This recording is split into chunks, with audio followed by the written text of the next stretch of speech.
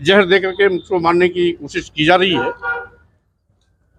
वो साजिश के तहत सरकार उस पर काम कर रही थी और अंत में वही हुआ जो आशंका जाहिर की गई है। जो काम न्यायपालिका को करना चाहिए, आज सरकारी तंत्र खुद सरकारी गुंडा तंत्र के बलबूते उस काम को अंजाम देने में लगी हुई है। जहर दे करके मारने की साजिश का जो आरोप था, इस घटना से सच साबित हुआ।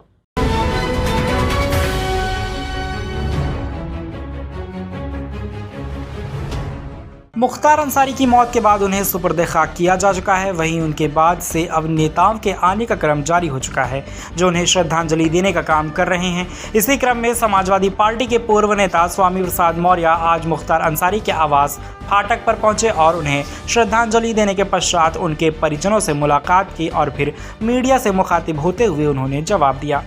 उन्होंने कहा, लंबे अरसे से मुख्तार अंसारी विधानसभा के साथ ही रहे हैं और वह कई बार विधायक रहे हैं। एक समय हम एक पार्टी में भी साथ थे। सरकारी तंत्र में सारी नैतिकता को ताक पर रखकर घटिया मानसिकता के साथ काम किया है, जो निंदनीय है। प्रदेश में सरकारी अराजकता का बोलबाला है। न्यायपालिका भी सरकारी अराजकता के सामने घुटने टेक चुकी है। सरकारी तंत्र के अनुसार काम को करना चाहिए, वह सरकारी तंत्र सरकारी गुंडों के बल पर कर रही है। हम अपराधी हैं या नहीं, यह फैसला न्यायपालिका को करना चाहिए। आज न्यायपालिका को भी दरकिनार कर उत्तर प्रदेश सरकार अराजकता के रास्ते पर आगे बढ़ रही है। मुख्तार अंसारी ने जेल में जिस तरह से जहर देने का आरोप लगाया था, जिसकी आज भी याचिका सर्वोच्च न्यायालय में पड़ी हुई है, जहर देकर मारने का जो आरोप था वह इस घटना से साबित हुआ है। सरकारी अराजकता लोगों के पकड़ में आ गई है। सरकारी तंत्र के दबाव में उनको फिट करके दोबारा जेल भेजा गया। सरकार साजिश के तहत काम कर रही थी। जिलाधिकारी और सांसद अफजाल अंसारी के बीच हुई बहस को लेकर उन्होंने कहा कि उत्तर प्रदेश की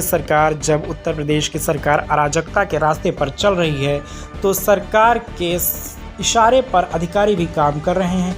उनकी बचकानी हरकत है। जनाजे के लिए बड़ी पुलिस फोर्स लगाई गई थी। तीसरे मोर्चे के सवाल पर कहा कि ईस्ट इंडिया कंपनी तो भारत को लूटती थी, अपने देश इंग्लैंड में जाकर पैसा जमा करती थी, या पूरे देश को लूटकर अदानी और अंबानी की तिजोरी भरने में लगे हुए हैं। स्वाभाविक रूप से भाई मुख्तार अंसारी जी लंबे अरसे तक हम लोग विधानसभा में साथी रहे हैं, कई बार के विधायक रहे और एक समय था जब हम लोग पार्टी में भी साथ साथ थे। तो स्वाभाविक रूप से जिस तरीके से सरकारी तंत्र ने सारी नैतिकता बनाए ताक रखकर उनके साथ घटिया मानसिकता के साथ काम किया है, अत्यंत निंदनीय है। आज पूरे प्रदेश में सरकारी अराजकता का बोलबाला है। न्यायपालिका भी सरकारी अराजकता के सामने घुटना टेक चुकी है। जो काम न्यायपालिका को करना चाहिए, आज सरकारी तंत्र खुद सरकारी गुंडा तंत्र के बलबूते उस काम को अंजाम देने में लगी हुई है। हम अपराधी हैं या नहीं हैं, ये फैसला न्यायपालिका को करना होता है। न्यायपालिका दंड भी सुनिश्चित करती है, किसे क्या दंड दिया जाना है। लेकिन आज न्यायपालिका को भी दरकिनार कर जिस तरीके से उत्तर प्रदेश की सरकार अराजकता के रास्ते पर आगे बढ़ रही है, कानून व्यवस्था पूरी तरीके से ध्वस्त हो चुकी है। कानून नाम की कोई चीज नहीं रह गई है और मुख्तार अंसारी जी ने जिस तरीके से जेल में जहर देने का आरोप लगाया था, जहां तक कि माननीय सर्वोच्च न्यायालय में उनकी याचिका भी इस आशय की पड़ी हुई है। जहर दे करके मारने की साजिश का जो आरोप था, इस घटना से सच साबित हुआ कि सरकारी अराजकता लोगों की पकड़ में आ गई। एक और डॉक्टरों की टीम मुख्तार अंसारी जी को फिट बता करके अस्पताल से डिस्चार्ज कर रही है, जेल भेज रही है, और कुछ ही घंटे बाद दिल का दौरा पड़ना इस बात को साबित करता है कि वो अस्वस्थ थे, पूरी तरीके से अस्वस्थ थे, उनको अस्पताल में रहना चाहिए था। सरकारी तंत्र के दबाव में उनको फिट घोषित करके जबरियन जेल भेजा गया। नतीजा हुआ कि वो जो आशंका व्यक्त कर रहे थे कि जहर देकर के मुझको मारने की कोशिश की जा रही है, वो साजिश के तहत सरकार उस पर काम कर रही थी और अंत में वही हुआ जो आशंका जाहिर की गई है। ये बहुत ही दुखद घटना है। मैं परिवारजनों को शोक संवेदना व्यक्त करने के लिए यहाँ पर आया हूँ। और जिस तरीके से आज सरकारी तंत्र स्वयं अराजकता के रास्ते पर जा रहा है, ये प्रदेश और देश का भी दुर्भाग्य है कि जिनको कानून की रक्षा करनी चाहिए, जिन्हें न्यायपालिका में विश्वास करना चाहिए, उनका विश्वास न्यायपालिका में नहीं है, उनका विश्वास सरकारी गुंडाइज्म पर है, तो स्वाभाविक रूप से ये बहुत दुखद है। इसकी मैं घोर निंदा करता हूँ। अंतिम संस्कार में जिस तरीके से जिला प्रशासन का कदम सामने आया, वीडियो वायरल हुआ है, इसको देखते हुए क्या बताएंगे कि क्या इस तरह के जिला प्रशासन की रवैया है, ये उचित है? देखिए, जब पूरी उत्तर प्रदेश की सरकार खुद अराजकता के रास्ते पर चल रही है, तो उनके अधीन प्रशासनिक अधिकारी भी सरकार के इशारे पर इस प्रकार की बचकानी हरकत करते नजर आ रहे हैं। कल मैंने टीवी और मीडिया के माध्यम से देखा कि जिस तरीके से जिलाधिकारी ने जनाजे में आने से रोकने के लिए एक बड़ी लंबी पुलिस फोर्स के साथ कवायद कर रही थी।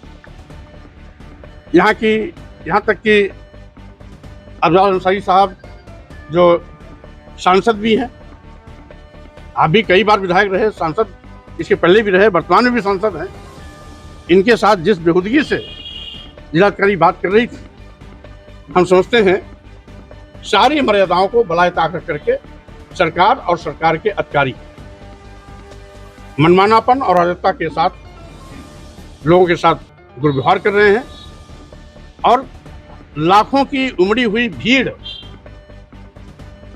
इस बात की गवाह है कि मुख्तार अंसारी की लोकप्रियता थी, जिसके नाते आसपास से लाखों की भीड़ उमड़ के आई थी। तमाम प्रशासनिक तंत्र के रोकने के बावजूद भी लाखों का हजूम उमड़ा, ये उनकी लोकप्रियता को जाहिर करती है। और साथ ही साथ मुख्तार अंसारी के साथ जेल में, अस्पताल में जो कुछ भी सरकारी तंत्र द्वारा किया गया है, उसका आक्रोश भी दिखाई पड़ा। तीसरे मोर्चे को लेकर क्या कहेंगे?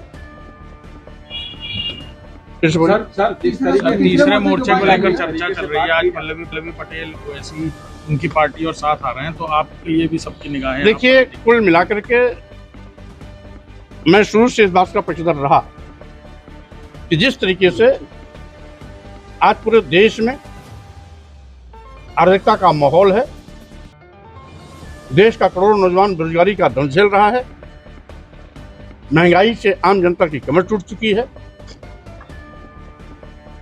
किसानों को एमएसपी का लाभ तो मिला नहीं, अलबत्ते उन पर लाठियां भाजी जा रही हैं, रास्ते में कील कांटे बिछाए जा रहे हैं, ड्रोन द्वारा हमले किए जा रहे हैं, रबर की बुलेट दागी जा रही है।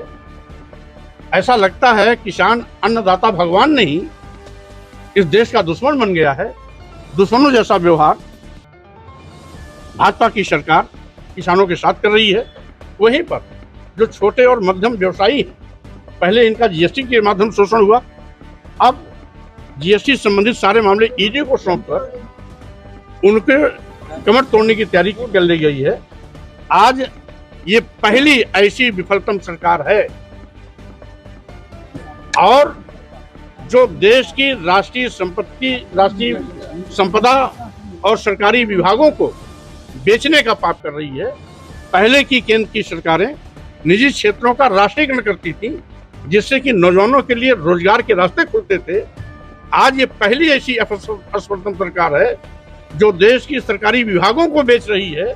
जैसा कि आप जानते हैं भी हैं, देश के सभी बंदरगाह बेच दिए गए, एयरपोर्ट बेच दिया गया, एयर इंडिया बेच दिया गया, सभी रेलवे स्टेशन बेच दिए गए, कई दर्जन ट्रेनें बेच दी गई, LIC जैसी बड़ी संस्था जिसमें लाखों लाख लोग काम करते हैं उसको भी बेच दिया गया। यानी जिन सरकारी विभागों में नौजवानों को सरकारी नौकरियां मिलने की उम्मीदें हुआ करती थी, ये उन नौजवानों की उम्मीदों का भी गला घोट रहे हैं। और हम समझते हैं यह है केंद्र की सरकार, भाजपा की सरकार, ईस्ट इंडिया कंपनी से भी बदतर सरकार है। ईस्ट इंडिया कंपनी तो भारत को लूटती थी, तो अपने देश में जाकर के इंग्लैंड में पैसा जमा करती थी, लेकिन ये तो पूरे देश को लूट कर केवल अदानी और अंबानी की तिजोरी भरने में लगे हुए हैं। तो स्वाभाविक रूप से इस सरकार की जवाबदेही देश की जनता के प्रति नहीं, अदानी और अंबानी के प्रति है। और यही कारण है कि सारी की सारी देश को लूट का माल अदानी और अंबानी के हवाले किया जा रहा है। शासन सत्ता को लेकर आपके द्वारा एक ट्वीट की गई है, उसको लेकर क्या बताएंगे? और कहा यह जा रहा है कि स्वामी प्रसाद मौर्य अपने खुद पार्टी के दो प्रत्याशियों को भी आप शामिल हैं, किसी तरह स्वाभाविक रूप से मैं इंडिया अलायंस का सहयोगी था, आज भी हूँ, आगे भी रहूँगा, क्योंकि हमारा मकसद है कि जिस तरीके से आज संवैधानिक मान्यताओं को खत्म किया जा रहा है, अनुसूचित जाति, अनुसूचित जनजाति, पिछड़ों का आरक्षण शून्य निष्प्रभावी किया जा रहा है, लोकतंत्र को कुचला जा रहा है, लोकतंत्र को खत्म करने के लिए विपक्षी पार्टी के नेताओं के खिलाफ ED, CBI, इनकम टैक्स का दुरुपयोग किया जा रहा है। कई दर्जन नेताओं को बिना अपराध तय हुए जेल छूट दिया गया है। 2 मुख्यमंत्रियों को भी उसका शिकार होना पड़ा है। अभी हेमंत सोरेन जी और केजरीवाल जी इसके ताजे उदाहरण हैं। तो स्वाभाविक रूप से हमारी मान्यता है कि संविधान बचाओ, देश संविधान बचाओ, BJP हटाओ, लोकतंत्र बचाओ, BJP हटाओ, देश बचाओ, BJP हटाओ। इसलिए हम इंडिया अलायंस को सशक्त बनाने की दिशा में पहले भी काम कर रहे थे, आज भी कर रहे हैं।